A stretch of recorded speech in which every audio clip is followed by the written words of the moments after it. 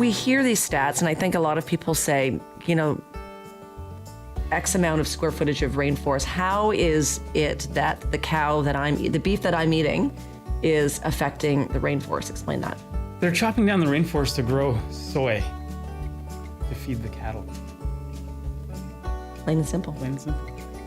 We also talked about the different kinds of things that are in our foods that affect the rainforest, where they're clear cutting for, I just done an episode on it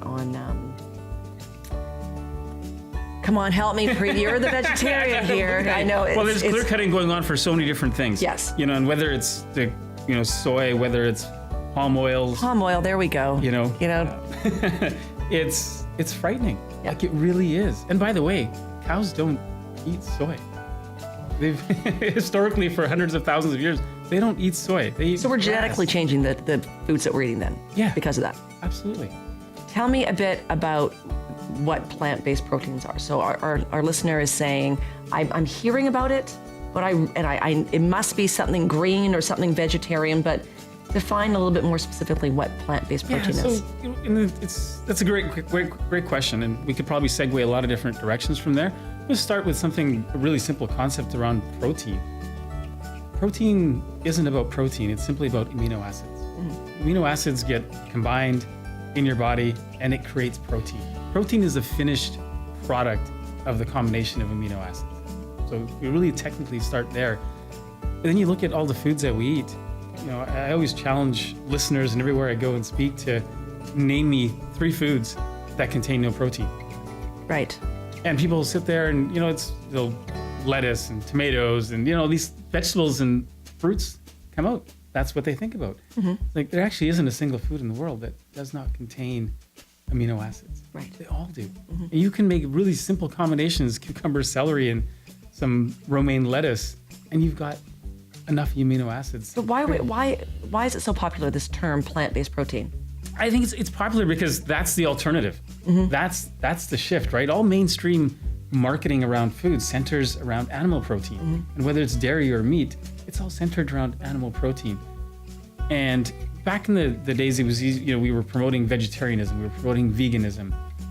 Those words just aren't resonating with people anymore, or they think they got to become something to do that. Or they must change everything to be, yeah. So now we reference plant-based proteins, and it's the happy medium.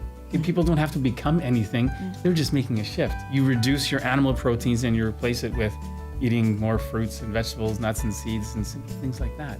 You had a quote I found on your website. It said, I know that everything we eat either improves our health or degrades it. Right. So when you eat something, it is either good or bad for you, no in between. There's no what we call neutral or gray area in what we put into our body.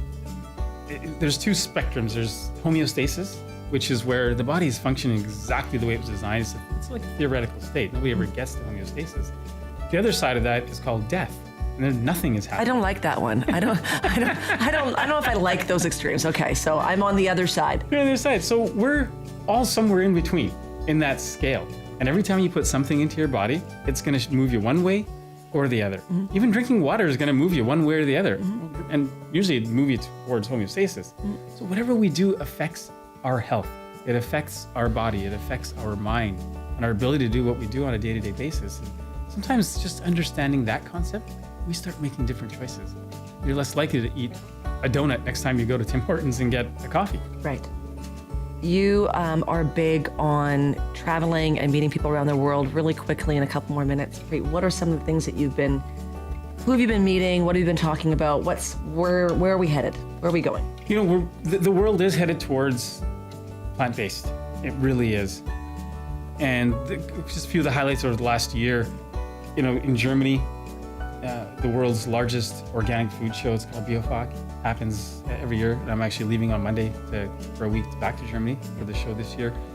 The biggest trend I saw there was the increase in plant-based products.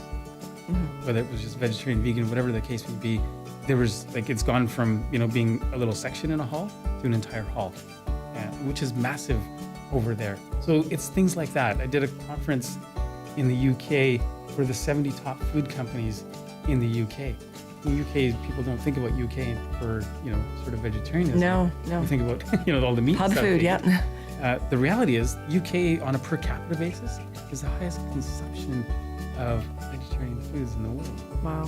So, and you got the Kellogg's and the PepsiCo's and all these big companies over there. We're all at this conference to hear me speak on plant-based proteins and why they need to move in that direction. As I mentioned earlier, China is making a shift. So we're seeing it everywhere around the world. There is a movement, and it's driven by health, sustainability. Those are the two big drivers. Big. Sustainability is key, and we are not sustaining ourselves, that's for sure. I have Preet Marwaha on our show. If you want more information, go to his website. It is a fountain of information. You love to educate people in general, whether they're vegan, vegetarian, or not. His website is preetmarwaha.com. Preet, thanks for being on the show. Oh, my pleasure. Always great to be with you. I'll be back again soon. Thank you.